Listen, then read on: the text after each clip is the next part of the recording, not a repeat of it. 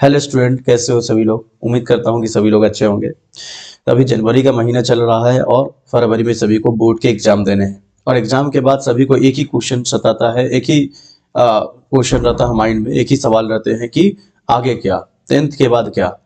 अब एक्चुअली क्या होता है कि लोग फर्स्ट से सेकंड में जाने के लिए तो सोचते नहीं, सेकंड से थर्ड में जाने के लिए सोचते नहीं, इनफैक्ट 9 से 10 में जाने के लिए नहीं सोचते, लेकिन टेंथ के बाद बहुत सारे लोगों के सवाल खड़े हो जाते हैं।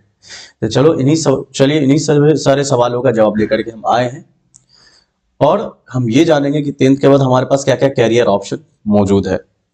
तो पहले कैरियर ऑप्शन के बाद की तरफ हम बढ़ने से पहले ये समझेंगे कि आखिर हमें अपना कैरियर जो चूज करना चाहिए, क्या चीज सोच के चूज करना चाहिए, आखिर क्या क्या चीजों को ध्यान में रखते हुए हमें अपना कैरियर चूज करना चाहिए। तो सबसे पहला है कि कोर्स का ड्यूरेशन।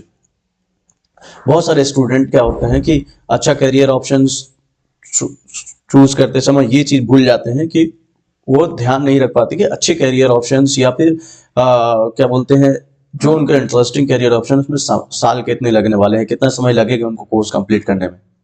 तो उनके लिए पहले ये पता होना चाहिए कि हम जिस कोर्स को करने जाएंगे उसमें समय कितना लगने वाला है। तो उसके लिए सबसे पहले ये जानना होगा कि ये जो कोर्स है आपका 1 साल का है या 2 साल का है या 3 साल का है या 4 साल का है। इनफैक्ट कई सारे ऐसे कोर्सेज होते हैं टेंथ के बाद जो 1 साल से 6 महीना के बीच में टाइम दे करके, 6 महीने से 1 साल के बीच में टाइम दे करके कोर्स कर करके एक अच्छे कैरियर की शुरुआत की जा सकती है। ऐसा जरूरी नहीं है कि हमेशा 4 साल या 5 साल का जो कोर्सेज होता है, जो ड्यूरेशन का, वही ज्यादा हाई पेइंग जॉब होता है या अच्छे कैरियर ऑप्शन के लिए माने जाते हैं। ऐसा नहीं है, बल्कि जो शॉर्ट टर्म कोर्सेज होते हैं, जो 1 साल 6 महीना के जो होते हैं, वो भी एक अच्छे करियर ऑप्शन के लिए माने जा सकते हैं। दूसरा होता है इंटरेस्ट। आप इंटरेस्ट क्या चीज में हो, आपका इंटरेस्ट क्या साइंस बैकग्राउंड में है, क्या आपको इक्वेशंस या क्वेश्चन सॉल्व करने अच्छे लगते हैं, बुक रीडिंग करना या बुक के साथ घंटों घंटों समय स्पेंड करना क्या आपको अच्छा लगता है। और आर्ट्स जैसे सब्जेक्ट या कॉमर्स जैसे सब्जेक्ट, क्या आप क्रिएटिव सोच पाते हो, या फिर आपको मनी मैनेजमेंट के बारे में इंटरेस्ट है, यानी मनी मैनेजमेंट के बारे में आप ज्यादा इंटरेस्ट रखते हो, या फिर आप क्रिएटिव में ज्यादा इंटरेस्ट रखते हो, तो ये आपके लिए आर्ट्स सब्जेक्ट फिर ज्यादा बेटर है। और मनी मैनेजमेंट के लिए कॉमर्स।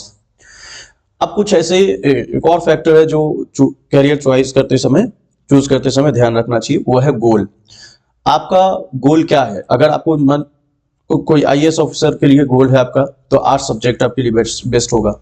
एमएनसीज में जानी है तो साइंस सब्जेक्ट आपके लिए बेस्ट होगा। और शॉर्ट टर्म कोडिंग कोर्सेज होता है जिसमें आप लोग पाइथन, जावा या फिर अभी के टाइम में जो प्रोग्रामिंग लैंग्वेज जो सिखाए जाते हैं वो आप सीख सकते हो और एक एंट्री लेवल जॉब ले सकते हो। After 2 to 3 year of your experience you get a higher opportunity in your field। मतलब क्या होता है कि एक शुरुआती में 6 महीने से साल भर का कोर्स लेने के बाद भी आप एक स्टार्टिंग लेवल का जॉब ले सकते हो और 2 से 3 साल एक्सपीरियंस लेने के बाद एक अच्छे एमएनसीज में भी आप काम कर सकते हो as a cyber security, data analyst, data engineer, prompt engineer, AI engineer के तौर पे आप काम कर सकते हो। बट आप शॉर्ट टर्म कोर्स स्टार्टिंग में आप ले सकते हो, शॉर्ट टर्म कोर्स में सीखो प्रैक्टिकल बेसिस चीजें, उसके बाद आप एंट्री लेवल का जॉब लेकर के आप अपना हायर पोजीशन सेव कर सकते हो इन फ्यूचर एक एमएनसीज कंपनी में। अब हम चलते हैं हर अलग अलग बैकग्राउंड में क्या क्या, अलग अलग सब्जेक्ट में, अलग अलग स्ट्रीम में हमारे पास क्या क्या कैरियर ऑप्शन मौजूद है उसके बारे में बात करते हैं। तो सबसे पहले बात करते हैं साइंस स्ट्रीम के बारे में। साइंस स्ट्रीम में हम लोग जानते हैं कि साइंस स्ट्रीम में हमारे पास तीन ऑप्शन होते हैं। पहला तो होता है हमारे पास पीसीबी, दूसरा होता है पीसीएम, तीसरा होता है पीसीएमबी।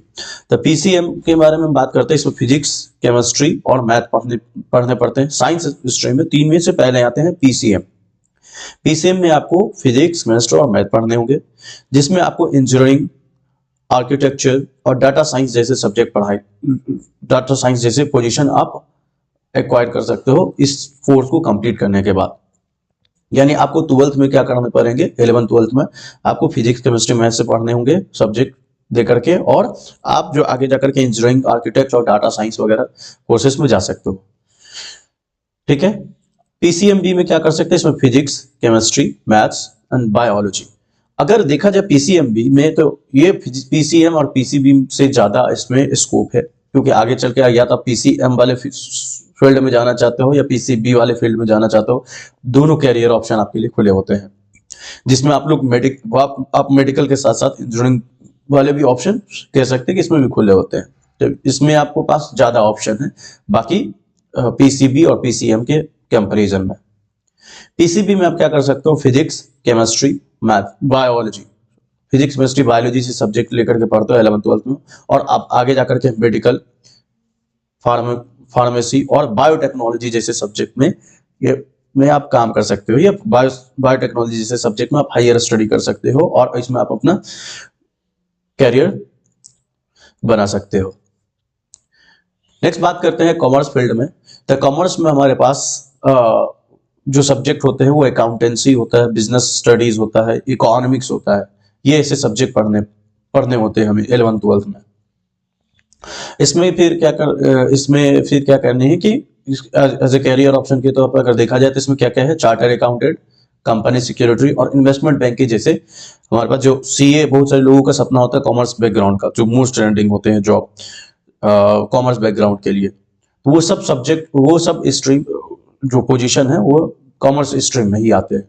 ठीक है, ये ऐसे लोगों के लिए सुटेबल होते हैं जो business, finance, trade, stock market और बिजनेस मैनेजमेंट में क्या होता है इंटरेस्टेड है, जो आगे चल के बीबीए और एमबीए जैसे कोर्सेज करते हैं। तो जो लोग बीबीए और एमबीए में इंटरेस्टेड है तो कॉमर्स बैकग्राउंड रखें, जिसमें आपको accountancy, business studies and economics के बारे में आप पढ़ते हो। नेक्स्ट बात करते हैं हम आर्ट्स और ह्यूमैनिटीज के बारे में। आर्ट्स एंड ह्यूमैनिटीज ऐसा सब्जेक्ट होता है जिसमें आप लोग हिस्ट्री, पॉलिटिकल साइंस, ज्योग्राफी और साइकोलॉजी जैसे सब्जेक्ट पढ़ते हो, जिसमें आप कैरियर ऑप्शन के तौर पर आप देख सकते हो लॉ के लिए तैयारी कर सकते हो, जिसमें क्लैट एग्जाम देने होते हैं, सिविल सर्विसेज जैसे कि अभी स्टार्टिंग में ही बात किए थे यूपीएससी जैसे एग्जाम दे सकते हो, जर्नलिज्म कर सकते हैं आप, जर्नलिज्म जैसे कोर्सेज में जा सकते हैं। ठीक है, फिर जो साइकोलॉजी में जा सकते हैं, इंटीरियर और फैशन डिजाइनिंग में जा सकते हैं, और होटल मैनेजमेंट जैसे कोर्सेज आगे जाकर के आप कर सकते हो इस फील्ड में। उसके अलावा ये किस लोगों के लिए सुइटेबल होता है, वो उन लोगों के लिए सुइटेबल है जो क्रिएटिव थिंकिंग रखते हैं, सोशल साइंस में इंटरेस्ट रखते हैं, डिजाइन और मीडिया में इंटरेस्ट रखते हैं, और पब्लिक सर्विसेज एग्जाम में जैसे कि आईएएस, आईएफएस या आईपीएस जैसे एग्जाम के लिए इंटरेस्ट रखते हैं, उनके लिए ये ज्यादा सुइटेबल है ये सब्जेक्ट। देखो स्टूडेंट, एक्चुअली क्या होता है, कैरियर का चुनाव करते समय बहुत सारी सावधानियां रखनी होती है। ठीक है, बहुत सारी चीजों का थिंकिंग पहले से बना करके रखना होता है, माइंड सेट बना के रखना होता है। ठीक है, ऐसे नहीं है कि जो साइंस हिस्ट्री में उसी में ज्यादा ऑप्शन है, या फिर कॉमर्स में ही ज्यादा ऑप्शन है, या आर्ट्स में ज्यादा ऑप्शन है। हर किसी सब्जेक्ट का एक अपना अपना इंपॉर्टेंस है, अपना एक पहलू है, यह डिपेंड करता है कि आपका इंटरेस्ट किसमें है, उसके अकॉर्डिंग आप अपना तैयारी कर सकते हैं।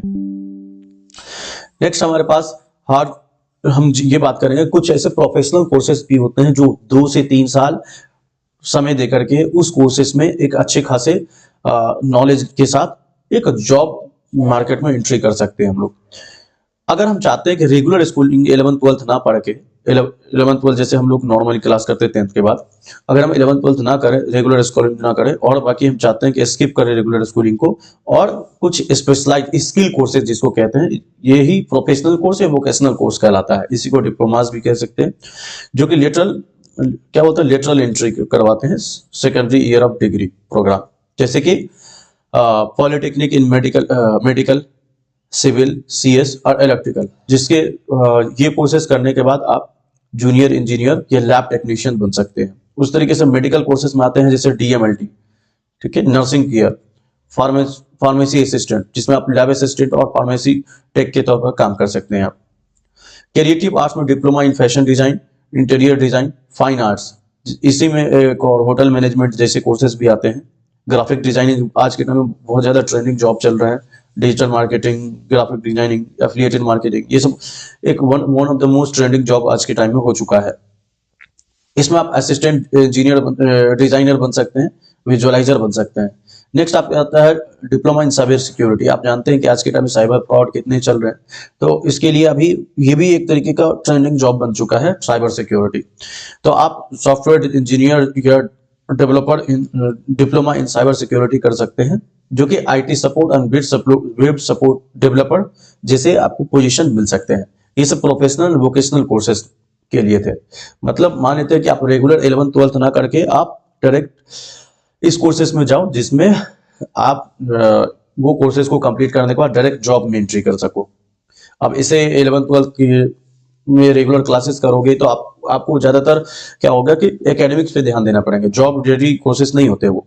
जॉब रेडी कोर्सेज अगर आप 10th के बाद ही सोचते हो तो प्रोफेशनल या वोकेशनल कोर्स ये जो कोर्सेज है ये आपके लिए सबसे बेस्ट कोर्स हो सकते हैं 10th के बाद, अगर आप 1 से 2 साल में आप चाहते हो कि हम डायरेक्ट एंट्री कर सके जॉब में।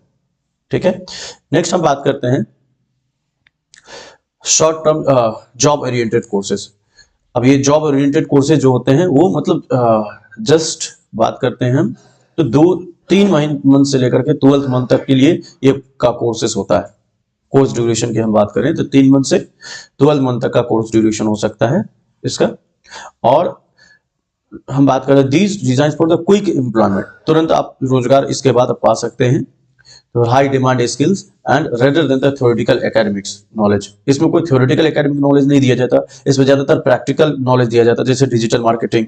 इसमें आप क्या कर सकते हो कोर्सेज में एसईओ, सोशल मीडिया, एड्स, है ना, ये सब करवा सकते हैं। इसमें social media manager, SEO analyst बन सकते हो। Social media manager, SEO analyst, ये इसमें क्या होता है कि 3 LPA से 5 LPA तक की जॉब ऑफर की जाती है ना। इसमें मतलब अच्छा खासा स्कोप कह सकते हैं। Next graphic designing and animation. आज के टाइम आप देखते होंगे ग्राफिक डिजाइनिंग वगैरह आज के टाइम में बहुत ज्यादा इंपॉर्टेंट हो चुका है क्योंकि सब चीजें डिजिटलाइज हो चुकी है। तो अब के टाइम में जो है ज्यादातर ग्राफिक्स का भी यूज करते हैं हम लोग एड्स के लिए, बाकी चीजों के लिए। इसमें फोटोशॉप वगैरह सब जो टूल्स है वो आने चाहिए, डीआर इफेक्ट आने चाहिए आपको, जिसमें आप ग्राफिक डिजाइनर बनते हो, वीडियो एडिटर बनते हो, है ना। इसमें क्या होता है कि ऑफिस